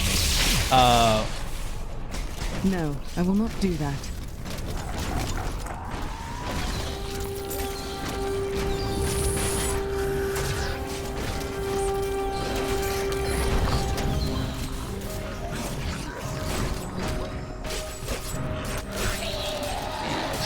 Guys poisoned.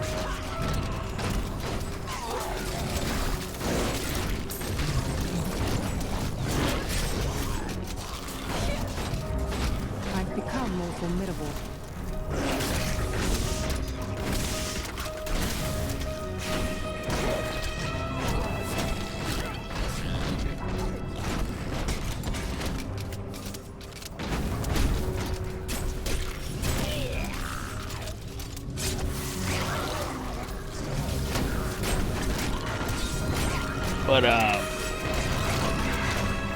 But that's what they were doing here. And then, you know, the Congress, thank God, you know, Liz Cheney, Adam Kinzinger, I think there's one other guy that was there briefly, but I really got to thank God for their due diligence on this, because I think they shamed Garland into doing what he didn't want to do, going after the leadership a little bit.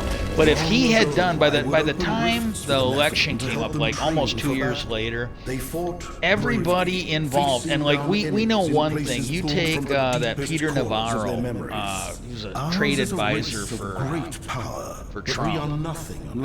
He at one point said that there were 100 members of Congress, including some senators, and I think you're talking about Johnson from my state, Ted Cruz from Texas, because there's 100 members of Congress that were involved in his plot to take over the government. And yeah, we'll pop that in.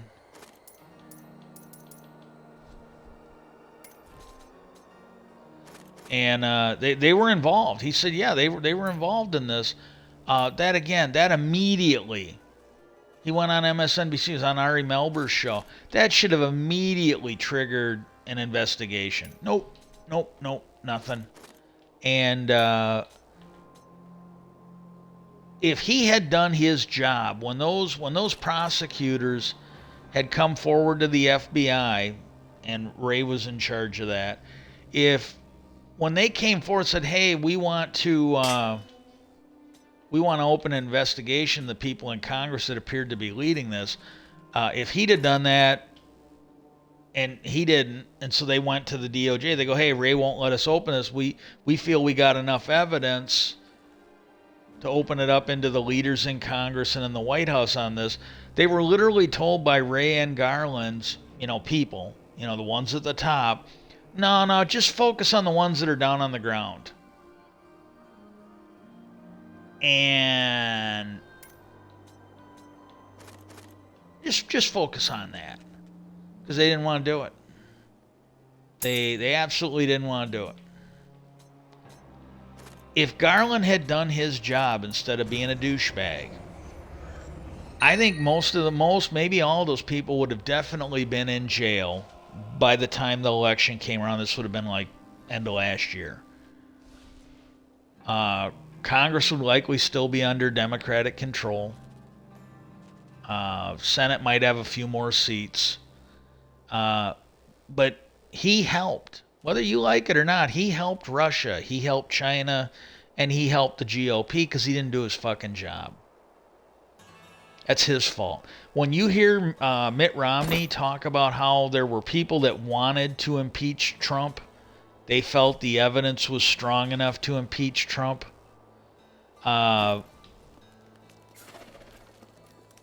They didn't, though, in the Senate because they were afraid of what would happen to their family. What do we got here? Yeah, we can get rid of that.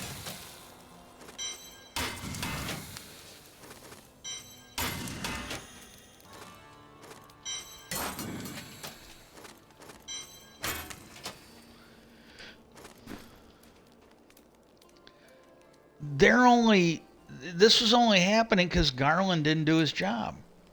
Again, others are at fault too, but I'm going to blame him the most because, a lot of these people, like this guy that's running, Jim Jordan, maybe even Steve Scalise, I don't know about him. I really don't, but Jordan was involved. This guy appears to have been involved. If he'd have done his job, these people would likely not be in Congress. They just wouldn't. So you wouldn't have these guys being even positioned, If he had done his job, maybe, because McCarthy, you go back and listen to him. Right after January 6th, he's like, President Trump's responsible. He needs to take accountability. He's got his tongue firmly back on Trump's asshole. I'll get that lint off for you, Mr. President. Lindsey Graham was another one. Right after January 6th. He's like, it's been a fun ride, but I'm off. And there's a lot of these. Lindsey Graham's the biggest one. He was against Trump. He used to say, if Trump gets elected, he's a kook. Our party will lose. We'll never hold office again, and it'll be our fault. And there's a lot of these Republicans that were like this. They were against Trump. And then Russia hacked the RNC. This has not been widely broadcast. They hacked the DNC, and everybody knows about that. They couldn't hack Hillary, but they hacked the DNC. They hacked the Republicans, and somebody did a report on it. According to him, you can go back and look shortly after the Russians hacked the RNC. That's when a lot of these Republicans started kissing ass. And this is another thing that the Garland has never. It's probably the statute of limitations is probably over for. Russia smuggled. They laundered about $30 million into the Russia into the RNC back in 2016 through the NRA, and there was another group. There were two groups. They laundered it through them to get it to the Republicans. What does Russia have on them? What did they give Trump to blackmail and bribe the RNC? Because it really looks like that's what's been happening. And when you look at that, the other thing, and this is where it ties into, for those of you that have stuck with me, I wanted to give you all this background. This is not something out of the blue. I'm seeing the pattern. You take a look at Matt Gaetz. This is a guy who clearly looked like, it looked like a slam dunk. It really did. His problems with underage women, human trafficking, fucking them, paying them for sex, moving them across. I mean, it looked like they had him done. You know, it really, really. I mean, it looked as bad as him for it does for Trump right now. And all of a sudden, the feds drop all their. They're like, oh, we're not charging him. What the fuck? This is looking like the Epstein shit. You know, where they had him dead to rights in Florida. The federal investigators swept in. Oh yeah, we've got him on some federal stuff too, so we'll just do everything.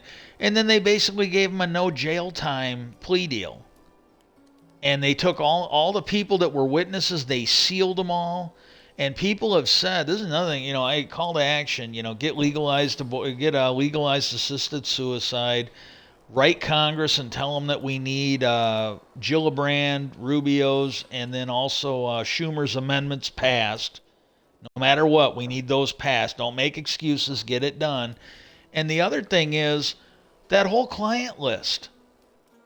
There have been good prosecutors who have said that normally a list like that might be kept quiet while the trial's going on.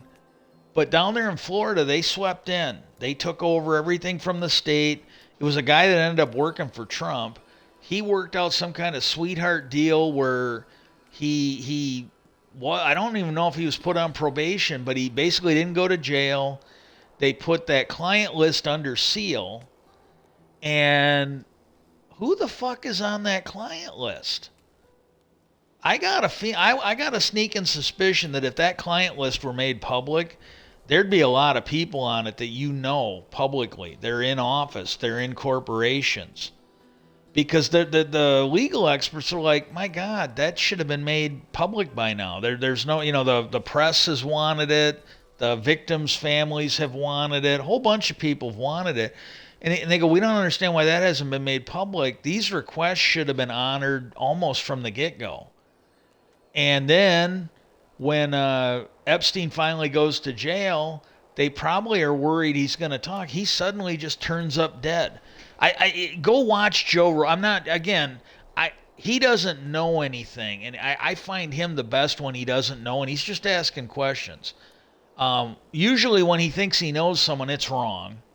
I think his brain has been at least partially damaged from the DMT and the other stuff. But when he's asking questions, oh my God, his questions are really, really good. And he did a piece on that, and he goes, oh my God, this whole thing looks guilty, you know, like suspicious as shit. And then that girl, I don't remember if she died or not, but that right hand of his, she went to jail. I don't know if she's been killed or not yet, like Epstein was. But oh my God, I can't understand why Matt Gaetz got away with that. They were saying that he was connected to intelligence, Epstein. And again, when you look at the after effects, I can believe that. I can honestly believe that. But like when you look at Gaetz, I cannot believe how he didn't get charged. I honestly cannot square that. I can't square that circle. I just can't. And now you see what he's doing. This is why I think he was given that pass. There's a thing. And again, we're definitely into the UFO theory. And for those of you that stuck with it, I appreciate it because you're going to be rewarded now. There was a documentary back in the day. This would have been either late 60s or early. It was the Nixon administration. Late 60s, early 70s, something like that.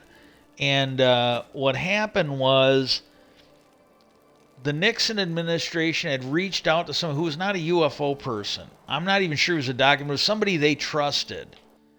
And they wanted him to do a UFO documentary. And I wish I could think of the name because the one he did, it actually got made, but it was kind of a nerfed version. Apparently there was some real footage in it. But they got this guy. They go, we want you to do one on the UFO phenomenon. We want you to do like not a movie, not a stunt. We want you to do a fact-based research documentary on it. Well, then after he agreed, they apparently told him that okay, because they saw what he was doing, they waited to see how he was going. They liked what they saw. He was apparently told that he would be given. Let me see. Just give me a second. I'll see if I can. I don't know if I can, but I'll see if I can pull it up on my tablet. Um,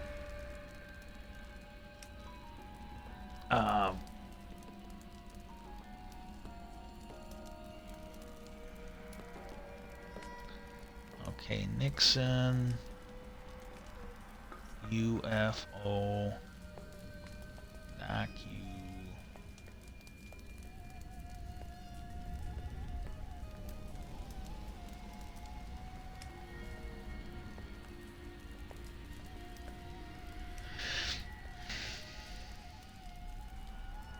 Okay, 74 is when this thing came out. Release date July 31st. Director Ray Rivas.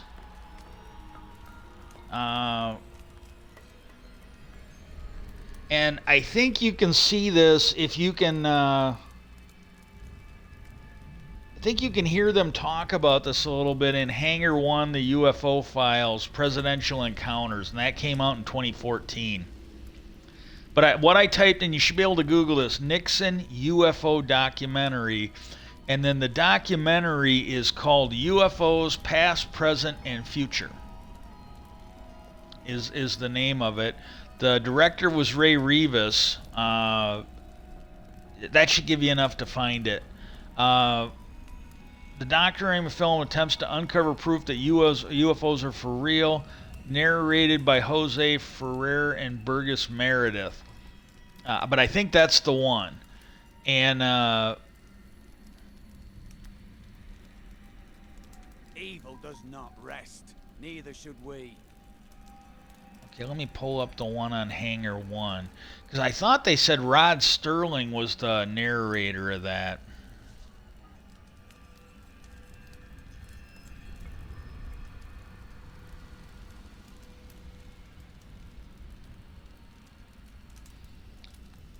Yeah, I'm not pulling up anything that's useful. But they told this guy when they realized, okay, he's doing a good job. He's doing something we can, they were happy with. They were letting him know that there was going to be footage, and this is the claim that's made. I don't know, but they were told that when they got the thing done, they would be given footage of an UFO landing at a military base, and I believe aliens coming out of the UFO. That was the claim. And then when it came time for them to pony up the footage, they were told, yeah, there's been a change of plans. We might do it. It might be done later, but we're not going to be able to do it now. And he goes, why not? We got it. We got all, and they did. They had worked their ass off. Apparently, they made a good product. And they said, well, no, it's just Watergate was coming out. Watergate was coming out, and they didn't want to. They didn't, because they figured. Look at Bill Clinton. Bill Clinton had to go to war during the scandal, and everybody was like, wag the dog. They thought, and I don't think it was correct, but maybe it was. They thought that he had purposely invaded a country to take away attention from his sex scandal. And the Nixon administration, again, all the horrible things they've done, I think they got this right. They were worried that it would be seen as them trying to distract from Watergate. So they decided not to do it. Well, the thing, and this is where I'm kind of throwing it in here now. What if the war in Israel is a distraction? What if the UAW strike is a distraction from disclosure? What if Hunter Biden's lawsuit is a distraction? What if Senator Mendez's lawsuit is a distraction? And I'm not throwing this out here lightly. You go back to the Phoenix Lights incident. That governor came out. He was gung-ho. He wanted to get some answers for his people. Next thing you know, he's charged with all these crimes. I literally don't know if he did or same thing with Mendez. The thing with Menendez is, I honestly don't know if he's guilty or not, but it doesn't look good. It really, it's kind of like the thing with Bill Clinton. Bill Clinton and the Monica Lewinsky thing, you can say what you want, but he kind of made an appointment for that. If he'd have just told his lawyers the truth, it would have been a little harder for him, but they'd have had nothing on him. You know, they really had nothing on him anyway, but it was embarrassing. And he could have basically had his lawyers go, yeah, he's not answering that question. It has nothing to do with the charges. You know, what Monica Lewinsky isn't accusing him of anything. Well, yeah, but no buts. We will answer questions about this case. And if you don't like it, we can go to the judge right now. He's going to sustain this, and you're going to be told to fucking move on or drop it. So he fucked up. But were the Republicans pulling a Benghazi where they were making a mountain out of nothing and trying to embarrass? Yeah, absolutely. That you know, again, and that's what I gravitate to, regardless of what Bill Clinton did. You know, and they're doing it with Hamas now. They're trying to paint Israel as some bad guy. Hey, look, there was a terrorist attack. There's all this shit going on. If they have to invade the Gaza Strip, if they have to rocket bomb the Gaza Strip, even if Israel commits war crimes, which they should then be held accountable for, Netanyahu should be held accountable for his. The main reason why those people are going to die is because of Hamas. And if Israel commits war crimes, that isn't why the civilians in Palestine is going to get hurt, but it is something that they should be charged with. It's a crime. You know, if somebody robs a bank and the cops accidentally shoot through a wall and kill an innocent baby, blow up a fucking building because they puncture a gas main, it's not the cops' fault. They're going to feel guilty about it. They're going to feel responsible. But it's the criminal's fault for robbing the bank. It's the same way in Israel. You know, regardless of what happens, you blame it on Hamas because they're the ones that did the terrorist attack. It's just that simple. It's not that hard to figure out. And, you know, and Hamas, if Palestine and Hamas want this to end, if they want, you know, Israel to stop, then turn over all the victims. Turn over all the hostages. Turn over all of Hamas. Just like the Germans had to turn people over for war crimes. Terrorism's a war crime. Turn over everybody that's connected to Hamas. Give up the people in Iran that are funding them. Give up the people in Lebanon that are supporting them. Anybody in the Arab nations, give them all up. Have them turned over, and then Israel can stop bombing people. You know, but you know, and they're like the Republicans. You know, the Republicans did this. They elected a crook for speaker. They elected an incompetent, dishonest, untrustworthy piece of shit, Kevin McCarthy. And when his own people couldn't trust him and voted him out, Democrats were under no obligation to save him. They helped vote him out because he was a piece of shit. And then they want to blame the Democrats. Like, no, you got like at least half of the Republican caucus tried to overthrow our government. They should all be there. None of them should be in office. You shouldn't be electing cult members or terrorists to be speaker. Cult members and terrorists should not be in charge of the committees. They should be gone. And the thing I wonder about when you look back at Watergate, and nobody's made this is just me. But when you look back then at Watergate, suddenly Watergate coming again, they made an appointment, I'm quite sure. But Watergate copped up because they were making this UFO documentary. They were going to tell everybody about UFOs. They were going to give footage. Jimmy Carter got in office. He was someone that wanted to out UFOs because he had seen one. And you had a Republican head of the CIA, George H.W. Bush, Bush 43's father, Ronald Reagan's vice president.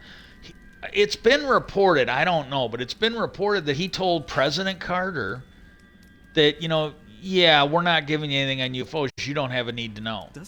Should have been fired on the spot. I've hardly seen her. Democrats are fucking stupid. But he should have been fired. If it's true, he should have been fired on the spot. There is a rumor that Kennedy was killed because he either wanted to get us out of the Vietnam War or because he wanted to out UFOs.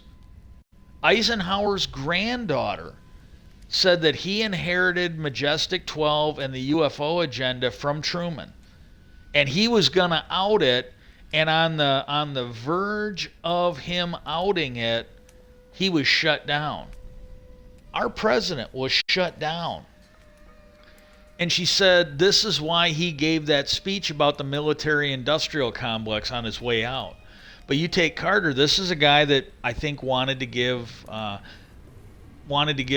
some information on UFOs. Well, then all those scandals happen. Oh, there's an oil embargo or whatever. You know, heating prices are way up. People don't have gas for their cars. It's the only time it's ever happened. Was that manufactured by somebody that was bound and determined to keep this quiet? And you know, and you had a big push. Now they're all quiet. Go back and look at Rubio, Gillibrand, Schumer jumped in. Pretty big on this UFO thing. They jumped in just fucking feet first, chute open, boom, we're coming in. They're all quiet about it. And Senate leadership, Menendez, he's in the leadership. Pretty high-ranking guy. He's been charged with crimes. We got this big UAW strike. We got the war in Israel cropping up on us. And then, you know, again, he was given a pass on what he was doing to those girls. Now, all of a sudden, Matt Gaetz is leading the charge to basically cripple the Congress and shut the economy, basically shut the government down. Could this all be part of a plot to stop us from getting disclosure? Could the people that are, like, according to Burchett, the people that are stealing like $1 billion from the budget through the Pentagon, through DOD, because he said every year they've been audited, they're at least $1 billion off. Could this be an action by them? First head of the FBI, let me look that up. Just can't do the names right now.